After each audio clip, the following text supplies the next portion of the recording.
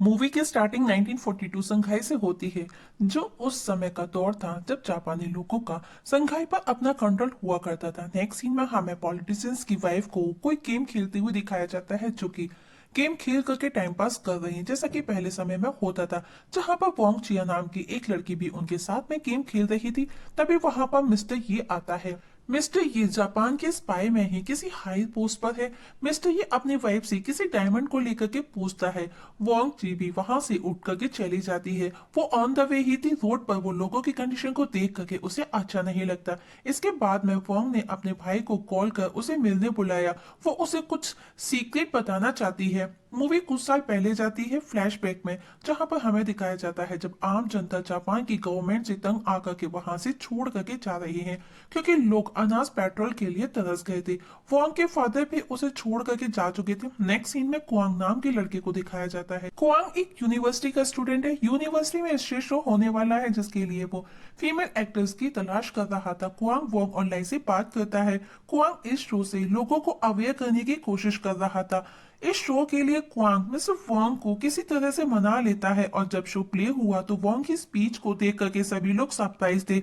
Show देखने आए audience की आंखों में आंसू थे, और वो शो भी काफी पॉपुलर हुआ। इसके बाद में उन्होंने और भी ऐसे शो किए, और उनका हर शो काफी सक्सेस भी रहा।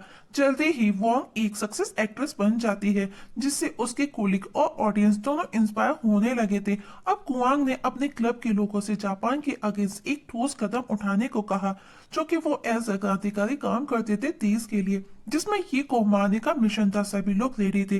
वोंग भी उनके साथ थी, और इस मिशन में मिस वोंग की सबसे ज्यादा अहम भूमिका थी, क्योंकि वोंग को किसी तरह मिस्टर ये को अपने जाल में फंसा करके उसे ऐसी जगह लेकर के आना होगा जहां पर उसके आसपास उसकी कोई भी सिक्योरिटी नहीं होगी, ना ही किसी का आना जाना होगा। तो उसे मारने के लिए उनके पास में उससे अच्छा मौका और कोई नहीं होगा, जिसके लिए वोंग को ये की फैमिली में घुलना मिलना होगा। तो वोंग खुद को एक रिच पर्सन की वाइफ बना करके मिसेस यी से फ्रेंडशिप कर लेती है, और अब वोंग भी मिस्टर यी के घर आना जाना शुरू कर चुकी थी, जहां पर और भी जानी मानी लेडीज आया करती थी। एक दिन मिसेस यी ने वोंग को घर बुलाया, जहां पर वो कोई गेम खेलते हैं। वहीं कुआंग का दोस्त उन पर चिढ़ता है, क्योंकि इस मिशन में बहुत टाइम लग रहा था, और उसने इस मिशन में अपना ढेर सारा पैसा इन्वेस्ट कर दिया था। जिस पर कुआंग कहता है, अगर हमारा प्लान वर्क नहीं किया, मिशन फेल हो गया, तो मैं खो जाऊंगा मिस्टर यी को मारने अपने हाथों से। वहीं दूसरी तरफ मिस्टर यी की एक फ्रेंड कम थी, तो मिसेस यी ने मिस्टर यी को ज्वाइन करने का कहा। खेलते खेलते मिसेस ये वोंग से किसी जेंट्स टेलर को लेकर के पूछती है, तो वोंग उसे अपना नंबर लिख करके देती है कि वो एक टेलर को जानती है। तुम मुझे कॉल करना, मैं तुमको वहां लेकर के जाऊंगी। और जब वोंग ने नंबर लिखा, तो उसने नोटिस किया कि मिस्टर ये भी उसके नंबर को नोटिस कर रहा है, मतलब कि वो उसकी तरफ अट्रैक्ट था। अब वोंग ने सोचा अगर उसने कॉल किया तो उसका काम इजी हो जाएगा, मतलब कि उनका प्लान सक्सेस हो सकता है। और नेक्स्ट डे वोंग को मिस्टर ही का कॉल आया। वोंग खुश थी, क्योंकि उसे अपोजिट टेलर के पास लेकर के जाएगी, और अब वो उसे टेलर के पास लेकर के गई, जहां मौका मिलते ही मिस्टर ये टेलर को वोंग के बारे में पूछने लगा। टेलर ने भी उसकी हाँ में हाँ कर दी, क्योंकि उनसे पहले कुआंग ने आकर के टेलर को सब बता दिया था। अब वो दोनों साथ में डिनर करते हैं। आज मिस्टर ये ने अपनी सभी मीटिंग्स कैंसिल कर दी थी, जबकि वो हाई पोस्ट पर था, लेकिन उसे कहीं ना कहीं वोंग अच्छी लगी, इसीलिए उसने अपनी मीटिंग्स भी कैंसिल कर दी। वोंग खुश थी, क्योंकि अब मिस्टर ये उसके जाल में फंस चुका था। दोनों काफी देर तक बातें करती हैं। मिस्टर ये वोंग को उसके घर ड्रॉप करने आया। वोंग के घर में उसके सभी दोस्त उसका वेट कर रहे थे। आज उनके पास में सही मौका था, लेकिन ये घर के अंदर नहीं आया। तो मिस्टर ये की किस्मत या तो अच्छी थी, या इन लोगों की किस्मत खराब थी, कि शिकार उनके इतने पास आने के बाद भी वो उसका शिकार ना कर सके।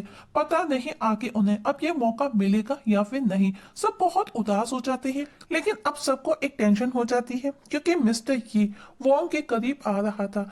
कहीं मिस्टर ये अगर वोंग के साथ में कभी इंटीमेट होता है, उसकी क्लोज आता है, तो उसे पता चल जाएगा कि वो अनमैरिड है, क्योंकि वो वर्जिन थी। वो उसकी तरफ अट्रैक्ट था, इसीलिए वो आज उसके घर तक आया। पर वोंग को इस सब का कोई एक्सपीरियंस नहीं था, तो आज रात वोंग को उन्हीं के क्लब के एक बंदे के साथ में उसे इंटीमेट होना पड़ा, जबकि क्वांग और वोंग दोनों एक दूसरे के प्यार में थे। नेक्स्ट डे वोंग को मिस्टर वी का कॉल आया कि वो शंघाई को छोड़ करके जा रही है। ये सुनकर के वोंग बहुत दुखी हो गई, क्योंकि उसका सेक्रीफाइस वेस्ट गया। ये सुनकर के बाकी के लोग भी अपसेट होकर के पैकिंग करना स्टार्ट कर देते हैं क्योंकि उनका प्लान फेल हो गया था।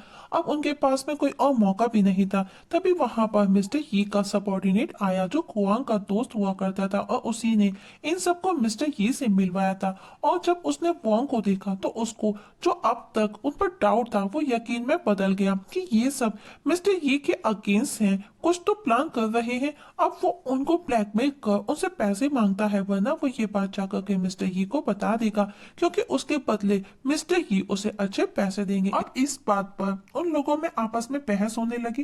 बहस झगड़े में बदल गई और झगड़े में वो बंदा मारा गया। ये देख करके वोंग वहां से वापस यूनिवर्सिटी लौट गई। अब वो अपनी ग्रेजुएशन कंप्लीट करने में लग गई। 3 साल बाद दिखाया गया वोंग शंघाई में फाइनेंशियल कंडीशन को फेस कर रही है और उसकी इस समय कंडीशन काफी वर्स थी। वोंग ही क्या पूरा की पूरा शंघाई ही फाइनेंशियल प्रॉब्लम को जूझ रहा था। सब कुछ ऐसे ही चल रहा था। अचानक से क्वांग उसकी लाइफ में लौटा और वापस वो किसी प्लान के साथ आया।